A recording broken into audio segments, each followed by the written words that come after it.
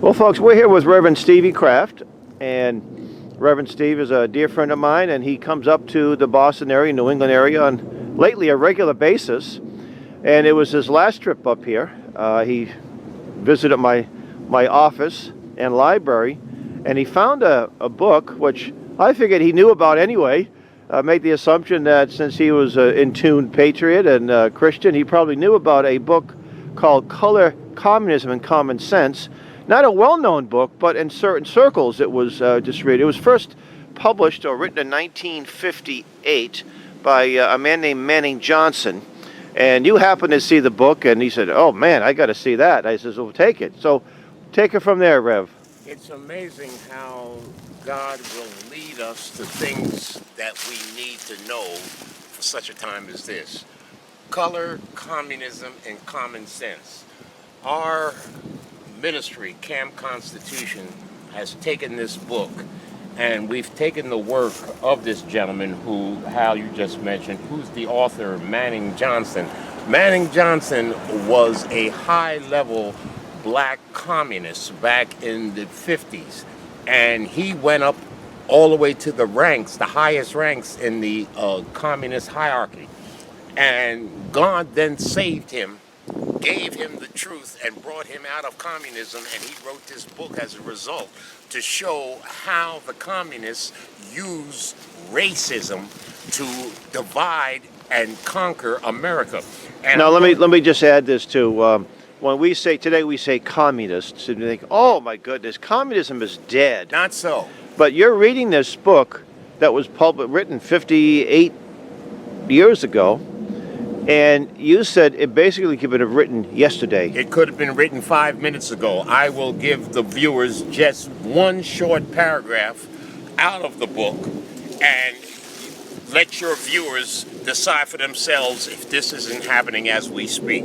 Moscow's Negro tools in the incitement of racial warfare places all of the ills of the Negro at the door of the white leaders in America. Capitalism and imperialism are made symbols of oppressive white rule in keeping with instructions from the Kremlin. To one familiar with red trickery, it is obvious that placing the blame for all the Negro's ills at the door of the white leaders in America is to remove all responsibility from the Negro. This tends to make the Negro 1. Feel sorry for himself. 2.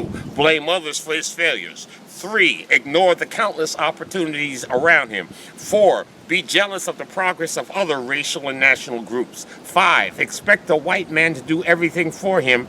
And 6. Look for easy and quick solutions as a substitute for the harsh realities of competitive struggles to get ahead.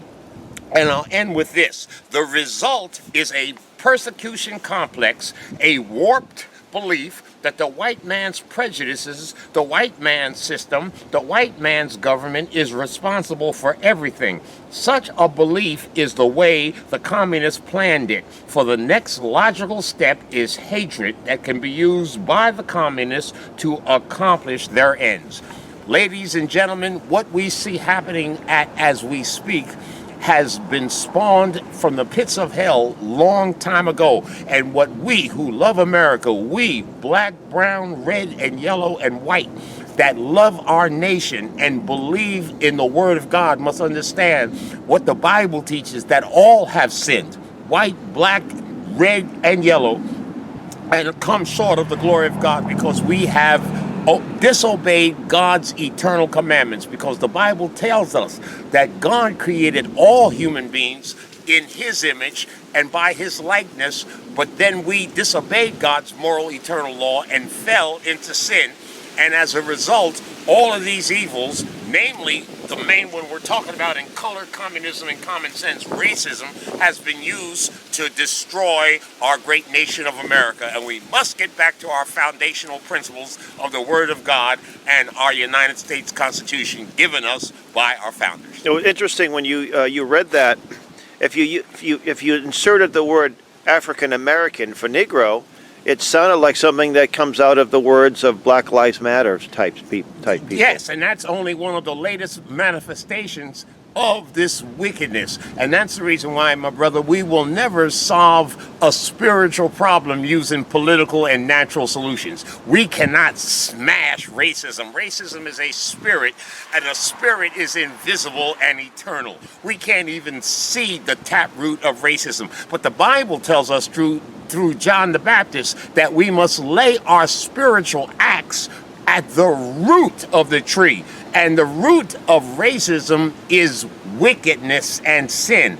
Only when we recognize that we can only overcome sin by the gospel of Jesus Christ will we ever be able to come together as God's people to overcome this evil. Now, Camp Constitution Press just made this available for the first time in many years. And we'll have it be on Amazon, and on the best place to get a copy of it would be campconstitution.net, and just look for the bookstore, and also on Amazon. And you're planning to do a PowerPoint presentation and hopefully travel around the country on this topic. Yes, I am believing, Brother Hal, for God to open many doors for us to go out as a team and share and enlighten people on the true roots of this eternal problem. And I believe God will do that through Color, Communism, and Common Sense, put out by our Camp Constitution Press. And you wrote a foreword to it as well. Yes, I did. All right. Well, thank you, Rev. Thank you for having me.